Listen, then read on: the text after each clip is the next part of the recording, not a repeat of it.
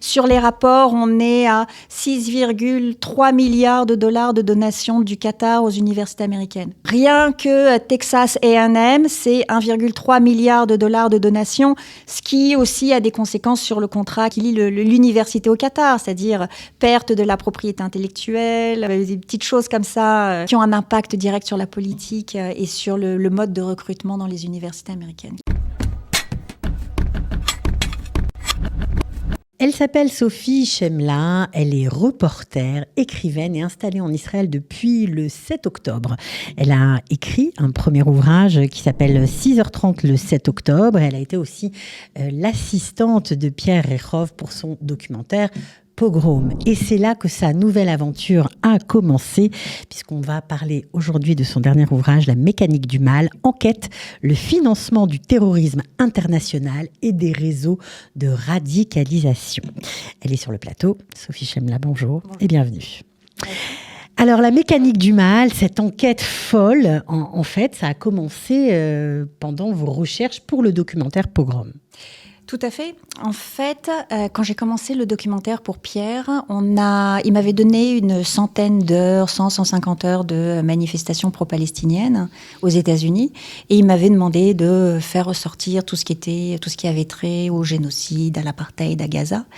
Mais en écoutant toutes ces vidéos, en lisant tous ces transcripts, il y a d'autres choses qui me sont venues, qui étaient la simultanéité des événements qui était complètement folle, c'est-à-dire le même jour, que ce soit à New York, en Californie, à Chicago, même jour, vous aviez exactement les mêmes slogans, les mêmes rhétoriques, les mêmes flyers parfois. Et donc, il y avait une grosse machinerie derrière. En tout cas, moi, je pouvais voir une grosse machinerie derrière toute cette organisation. Et puis, il y avait surtout un plan qui était déclaré pendant les manifestations, où il disait clairement, oui, il faut que vous alliez dans vos écoles, il faut que vous manifestiez, mais surtout, il faut que vous rentriez en politique. Alors, quand on dit « il », évidemment, on parle des frères musulmans. On parle des frères musulmans, mais pas uniquement. On parle des frères musulmans qui sont une logique intrinsèque, mais on parle surtout des militants qui ne sont pas juste des militants bénévoles, qui sont pour la plupart payés et gracieusement payés. Ce sont tous ces jeunes, tous ces gens qui sont déterminés à en découdre avec Israël, avec le sionisme. Avec les juifs sur les campus aussi. Avec les juifs sur les campus aussi, avec le grand Satan qui sont les États-Unis. Mais voilà, tous ces gens qui vont aller manifester, qui vont aller déclarer leur colère, que ce soit avant le 7 octobre ou après le 7 octobre, il y avait une organisation. Et puis quand ils vous disent, voilà, rentrez en politique, on vous accompagnera, on financera, on vous aidera à remplir les formulaires, tout ça, c'est clairement dit pendant ces manifestations. Donc c'est pas du tout un mouvement, c'est ce que vous démontrez dans le livre, spontané, parce que on s'inquiète sur ce qui se passe à Gaza. Pas du tout. Pas du tout. Ça fait des années que c'est organisé, ça fait des années que les SJP, les Students for Justice in Palestine, ont été officialisés dans les universités. Ça date de avant 2014. Bon, ça date encore d'avant, mais vraiment entre 2010 et 2014, ils ont commencé à bien s'implanter dans les universités. Après 2014, un pic, et aujourd'hui, il y a quoi ? Il y a 250 antennes de SJP aux États-Unis, 400 dans le Nord-Amérique. C'est beaucoup, quoi. C'est une mise en place, une logistique phénoménale, et ça fait, en tout cas dans les universités, ça fait une dizaine d'années aujourd'hui qu'ils sont très actifs. Et l'Europe n'est pas en reste non plus. L'Europe n'est pas en reste. L'Europe s'inspire énormément de ce qui se passe aux États-Unis. Ils sont formés, ils reçoivent des informations des États-Unis. Quand on regarde les groupes comme SJP Sciences Po, dont le premier poste date du 9 octobre 2023, on voit les premiers postes sont des postes qui viennent directement des SJP États-Unis. Tout est en anglais. C'est exactement le même design, ce sont exactement les mêmes messages. C'est souvent la rhétorique du Hamas qui est reprise directement. Donc non, l'Europe n'est pas en reste.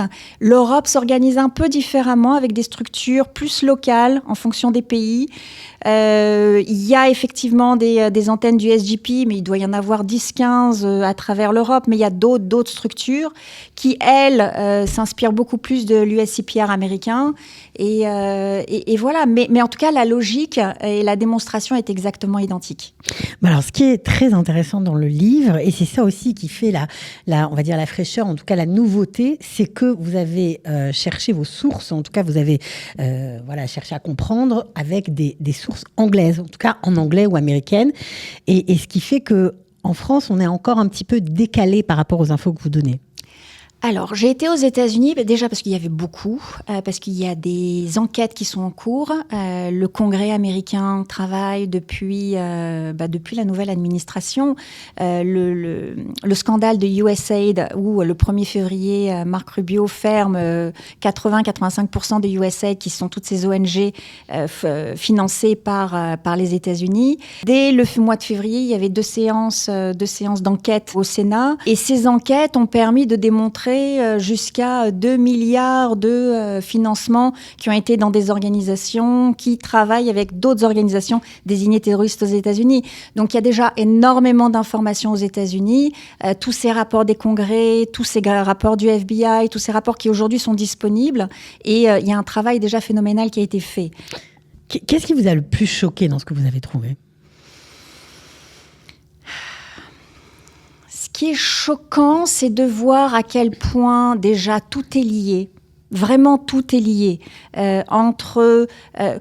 Comprendre que le Hamas est loin d'être un problème israélien. Aujourd'hui, le Hamas et tous les réseaux qui tournent autour du Hamas, et donc plus ouvertement aux frères musulmans, concernent l'Occident. Ce serait une erreur fatale de penser que ça ne concerne qu'Israël et de penser que ce n'est que le conflit Gaza-Israël. Ça va bien au-delà, et en tout cas, leur plan depuis plusieurs dizaines d'années est construit en ce sens. Ils ont développer des organisations et des organes à l'étranger pour soutenir leur action, mais leur action, si effectivement la première étape c'est Israël, c'est loin d'être la dernière étape. Et ça, c'est très très important de le comprendre. Et quand on le comprend, on voit la grandeur du plan et de la pieuvre. C'est complètement fou.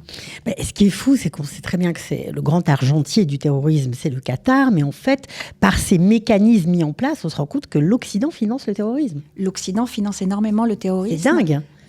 Volontairement, involontairement. Effectivement, il y a des montages financiers qui sont incroyables et qu'on est en train de voir, de mettre à jour. Tout ce qui est ONG frauduleuse. Mais il y a aussi toutes ces organisations. Aujourd'hui, on parle depuis 2 ans beaucoup de Pallywood, mais il faut comprendre que Pallywood n'est pas qu'une campagne sur le narratif. Pallywood permet de récolter énormément d'argent via des associations qui font pléthore sur les réseaux sociaux et qui, avec des images d'enfants noyés sous les pluies hivernales ou sous la neige, etc. C'est pas juste pour une idée de narratif, c'est vraiment pour récolter des dons. Et là, ce sont plusieurs milliards de dollars qui sont déversés dans les caisses du terrorisme chaque année. Donc la mécanique du mal, c'est pas simplement l'argent, mais c'est aussi une façon de communiquer, une façon de parler, de se présenter, d'agir aussi en politique. C'est un système. C'est un système qui est mis en place. C'est un système qui s'appuie sur un projet qui a été défini en 82 par Saïd Ramadan, le gendre de Hassan al-Banna, le créateur des Frères musulmans. En 82, il a créé un projet en 12 points. Et sur ces points, il y a, s'infiltrer dans les ONG occidentales pour se rapprocher des différentes minorités, utiliser les fonds occidentaux pour les ramener à notre cause. Il y a 12 points comme ça. Le dernier point étant nous avons le temps. Ça prendra 5 ans, 10 ans, 20 ans, 50 ans, mais nous avons le temps. Et prendre ce temps est une de nos grandes forces. Et voilà, et depuis le début des années 60, les frères musulmans s'implantent en Europe via Saïd Ramadan, qui a d'abord été à Munich et qui ensuite a été à Genève. Et c'est les structures existantes aujourd'hui se basent sur des structures qui ont été mises en place dès les années 60 en Europe et les années 80 aux États-Unis. Est-ce qu'ils affichent leur volonté finale, ce qu'ils veulent ? Est-ce que c'est clair ? Oui et non. C'est-à-dire que d'un côté, c'est toujours très clair. Quand quelqu'un issu de l'islam politique dit « c'est ce que nous voulons, il faut le croire ». Mais en même temps, il y a aussi ce côté, il y a un double jeu en utilisant l'islamophobie, en utilisant les codes occidentaux, en utilisant la liberté d'expression. Donc il y a ça, une vraie connaissance des valeurs occidentales et qui sont totalement détournées à la cause finale des frères musulmans. Mais il y a aussi s'il faut se rétracter un peu publiquement pour pouvoir gagner la cause, on va le faire aussi. Et donc, c'est oui et c'est non. C'est-à-dire que quand ça les arrange, ils vont avoir un programme très très clair. Mais quand on commence à les chatouiller et qu'on commence à dire oui, non mais là c'est pas normal. Non mais c'est pas du tout ce qu'on a voulu dire. Et puis après jouer sur la culpabilité, c'est très pernicieux. Ça joue sur les codes occidentaux avec une maestria extraordinaire. On est obligé de penser au maire de New York. On est obligé de penser au maire de New York, qui, il faut le savoir, est un pur produit du SDP. Il a créé, Zoran Mamdani a créé le SDP dans son école quand il était étudiant. Il est sorti de son école, il n'a pas continué le domaine de ses études, il est rentré en politique, d'abord dans le Queens, et ensuite, donc il a été l'assistant politique de plusieurs partenaires locaux, et ensuite, du jour au lendemain, il s'est présenté au municipal de New York. Mais Zoran Mamdani ne vient pas de nulle part. Zoran Mamdani a été créé par le SDP et s'en accommode parfaitement. Alors, qu'est-ce qui vous a... Alors, vous m'avez dit, ce qui vous a choqué, c'est, on va dire, la simultanéité des événements, c'est le fait que tout est lié. Est-ce que vous avez appris quelque chose que vous ne saviez pas ? Tout. Je n'avais absolument aucune idée. Quand j'ai commencé mes recherches, en fait, les recherches, je les ai commencées parce qu'effectivement, il y avait ce documentaire et qu'il y avait une recherche sur la rhétorique d'apartheid et de génocide. Mais je ne m'attendais pas du tout à trouver ce que j'ai trouvé. Et j'ai continué. En fait, ça m'a... Intellectuellement, ça m'a excité. Ouais, voilà. Donc, j'ai continué à chercher. Et quand je me suis rendu compte que plus on cherche, plus on trouve, moi, j'ai tout appris pendant ces recherches. Je ne m'attendais pas du tout. Pourtant, j'étais informée. J'avais une petite connaissance de qui étaient les frères musulmans, mais j'étais très très loin d'imaginer. Je me souviens de cette organisation Zahra dans le nord de la France qui avait été fermée parce que c'était un soutien terroriste. Mais voilà, il y avait des choses que je connaissais, l'histoire du nationalisme palestinien, tout ça je connaissais. Mais cette mécanique mise en place depuis 40-50 ans, j'étais très très loin de m'imaginer tout ça. Alors, Sophie, comment vous avez fait pour recroiser toutes ces informations ? Parce que c'est démentiel comme travail quand même. J'ai recoupé toutes les informations. C'est-à-dire que quand j'avais accès à une information, j'allais ensuite chercher les origines de cette information, d'où est-ce qu'elle venait. Alors après, il y a des sources. Quand ça vient du Congrès américain, avec le tampon du Congrès américain, je me dis, je pense que c'est factuel. Après, quand j'ai des rapports, j'ai essayé de retrouver les vidéos qui fonctionnaient avec ces rapports. Mais il y a aussi des informations qui étaient certes intéressantes, en l'occurrence sur USAID et certaines affiliations avec d'autres administrations américaines. Mais voilà, c'était un peu... Nébuleux. C'était un peu nébuleux, la démonstration n'était pas tout à fait exacte. Donc, il y a des informations comme celle-ci que je n'ai pas conservées. Ce que j'ai conservé, c'était ce qui était vérifiable. D'ailleurs, pour la petite anecdote, une des dernières conférences que j'ai données à Paris, j'avais 2 amis au fond de la salle. Alors, je pensais que c'était des cancres parce qu'ils étaient sur leur téléphone pendant toute la conférence. Mais en fait, ils vérifiaient toutes les données que je leur donnais pendant la conférence. Ils vérifiaient les chiffres, ils vérifiaient les informations, ils vérifiaient les sources. Et en direct, ils arrivaient à confirmer les chiffres que je pouvais donner pendant la conférence. Alors justement, est-ce qu'on peut avoir un chiffre qui parce qu'il y a beaucoup de chiffres dans le livre, est-ce qu'on peut en avoir un à peu près pour avoir une idée de l'énormité de cette affaire, quoi, en fait. Je vais en donner plusieurs. Le premier qui, moi, m'a choqué quand j'ai rencontré Charles Small, qui est à l'origine de nombreux rapports qui servent aujourd'hui au Congrès américain, c'est que le soft power du Qatar, sur les 20 dernières années, par rapport aux sources auxquelles eux ont eu accès, c'est 1 000 milliards de dollars d'investissement aux États-Unis. 1000 milliards de dollars d'investissement uniquement dans le soft power, qui recouvre le food, qui recouvre les agences de PR, de public relations, les sociétés et les universités. La danse, bref. Uniquement là-dedans, 1000 milliards de dollars. Donc ça, c'est un premier chiffre. Alors il y a d'autres chiffres qui ont été dits dans des vidéos qui sont bien plus importants, mais sur les rapports, on est à 6,3 milliards de dollars de donations du Qatar aux universités américaines. 6,3. Non. Rien que Texas A&M, c'est 1,3 milliard de dollars de donations, ce qui aussi a des conséquences sur le contrat qui lie le Qatar, qui lie l'université au Qatar, c'est-à-dire perte de la propriété intellectuelle, voilà, des petites choses comme ça, c'est des petites choses et qui ont un impact direct sur la politique et sur le mode de recrutement dans les universités américaines. Et sur la formation des élites de demain. Et sur l'information des élites de demain, mais c'est ça aussi le constat, et c'est ce qu'on commence à voir avec Zohran Mamdani, c'est-à-dire que toute cette génération qui a été, on a déjà les conséquences de la première génération de ce qui a été formé dans les universités américaines depuis une dizaine d'années. C'est-à-dire que ces jeunes sortent des universités et rentrent aujourd'hui en politique ou dans le conseil d'administration de grandes entreprises et ont été formatés sur cette idéologie. Donc aujourd'hui, on commence à voir directement les conséquences financières, structurelles, politiques de cette politique. Vous parlez beaucoup d'Urgence Palestine dans votre livre. J'en parle sur le chapitre européen et en l'occurrence chapitre français. Alors Urgence Palestine, c'est intéressant parce que Urgence Palestine, c'est là où on voit en fait la mise en place de la chose. Urgence Palestine est officiellement mis en place fin octobre 2023. Et puis, quand on gratte un petit peu... Par qui ?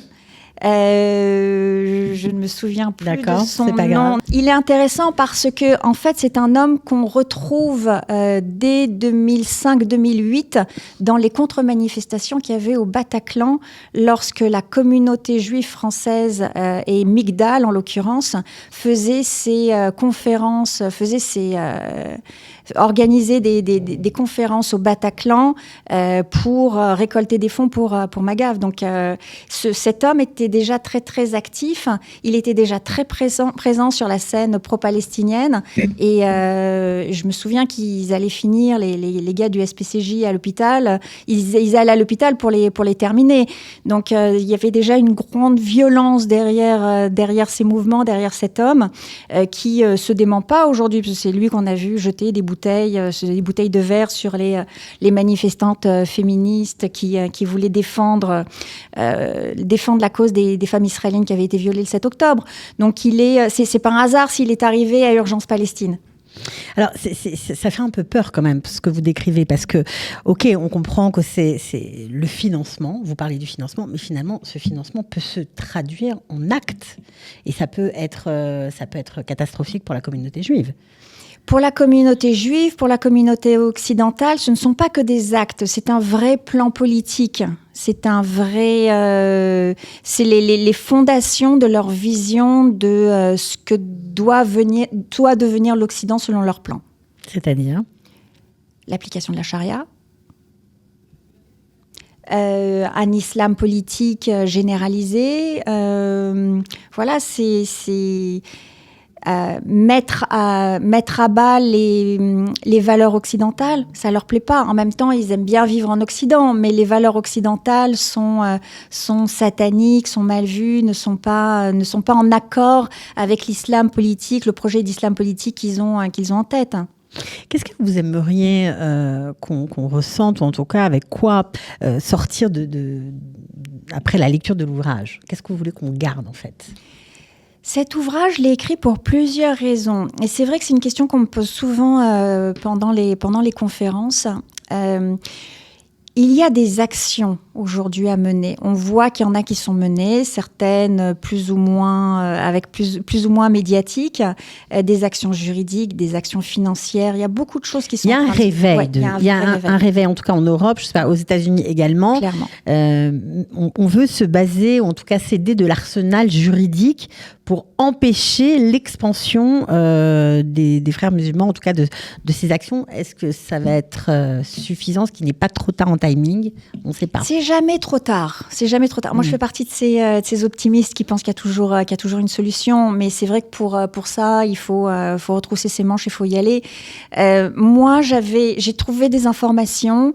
Je les ai mises à disposition de gens qui ensuite, financièrement, juridiquement, politiquement, vont pouvoir agir. C'est ma fonction. Moi, c'est mon premier step. Après, j'ai d'autres ambitions sur des recherches. Vous l'avez dit tout à l'heure, j'ai fait des recherches essentiellement aux États-Unis. Mes ambitions, c'est de continuer à faire ces recherches, que ce soit en Europe ou en France, parce qu'il y a beaucoup, beaucoup à faire.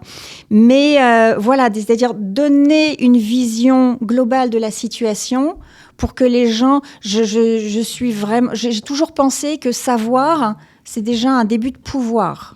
Bah ça c'est sûr. Ça c'est sûr. Voilà. Donc c'est pour ça que vous avez été dans ce sens-là. Oui, clairement. Ouais. Ok. Qu'est-ce qui était le plus dur pour vous quand vous avez écrit tout ça? Parce que vous sortiez quand même du documentaire Pogrom, du premier livre que vous aviez écrit 6h30 le 7 octobre, qui vous avait extrêmement bouleversé, puisque vous avez été fixeuse pendant cette période-là et vous avez vu des horreurs, franchement de près. Est-ce que c'est aussi ça qui vous a motivé, le fait qu'on était tellement dans un état de sidération après le 7 octobre, qu'on avait l'impression qu'on n'avait aucun moyen de se défendre, qu'on était acculé par le monde entier? Est-ce que c'est ça qui vous a donné la force d'aller jusqu'au bout de ces recherches? Parce que c'est fastidieux comme travail. C'est fastidieux, mais en même temps, aujourd'hui, je suis incapable de faire autre chose. C'est-à-dire, je vis dans mes recherches, je ne lis que ça, je ne regarde que ça, je ne parle que de ça. C'est un peu pénible pour mon entourage, je pense, à force. Mais je suis incapable de faire autre chose depuis 2 ans et demi. Maintenant, il faut aussi prendre en compte que j'ai un passif de militante en France. J'ai 18 ans de sécurité terrain en France. SPCJ, ça a été mon métier aussi pendant un moment. Donc, j'ai ce besoin viscéral d'être active, d'être là et de faire les choses. Je n'attends pas qu'on me donne ou qu'on m'oriente. S'il y a quelque chose ou s'il y a un endroit où il faut aller, j'y vais. Et puis voilà, et à partir de là, on construit. Mais je suis incapable de rester dans l'attente. Ok, donc on sait très bien que lorsqu'on va lire ce livre, pour ceux qui ne l'ont pas encore fait, donc je redonne le titre, Mécanique du mal, enquête, le financement du terrorisme international et des réseaux de radicalisation, on va comprendre où va l'argent. On va comprendre déjà d'où vient l'argent, à quoi sert l'argent, où va l'argent, oui, mais on va être surpris de voir qu'il ne va pas toujours là où on pense et que souvent il va dans des organisations bien plus proches de chez nous que ce qu'on avait envisagé. Ouais. C'est-à-dire ? Vous en avez trop dit là. Non, c'est-à-dire tous ces mouvements de manifestations que l'on voit depuis 2 ans et demi, voilà, ça sert aussi. En Israël. Mais pas qu'en Israël, en Europe, en Occident, aux États-Unis, en Australie, au UK, toutes ces manifestations-là sont financées par l'argent du terrorisme. Donc évidemment, on parle des manifestations pro-palestiniennes. Les manifestations pro-palestiniennes, oui, qu'elles soient en Australie, au UK, en France, en Allemagne, aux États-Unis, sont directement financées par ces fonds récoltés et détournés pour des raisons terroristes. Tout ça est totalement lié. Donc ce qui est terrible, c'est qu'un démocrate, on va dire, pour la liberté, les droits de l'homme, etc., peut se faire prendre au jeu sans s'en rendre compte à cause de cette mécanique-là. Les étudiants du SJP, le 9 octobre 2023, déclaraient « Nous sommes Hamas ». C'est pas un hasard. Ok. Bon, alors en tout cas, franchement, c'est un livre passionnant. Vous allez apprendre plein de choses. Et en plus, vous pouvez le lire par chapitre parce que c'est très bien ordonnancé. Donc, vous n'êtes pas obligé de lire tout le livre en entier. On peut prendre un bout par-ci, un bout par-là. C'est toujours ce qui est pratique et intéressant. Voilà, donc vous pouvez le trouver sur Amazon, évidemment. On mettra le lien pour ceux qui sont intéressés. Merci en tout cas vraiment Sophie Chemla pour le travail d'abord parce que franchement, c'est un très beau travail, très précis et soigné comme à votre habitude. Et en plus, voilà, passionnant, on apprend plein de choses et on était vraiment ravis de vous accueillir. Vous en parlez très bien. Vous venez quand vous voulez. Merci Cathy. Oui, je reviendrai. Je suis toujours très bien accueillie, donc avec grand plaisir, bien sûr, je reviendrai.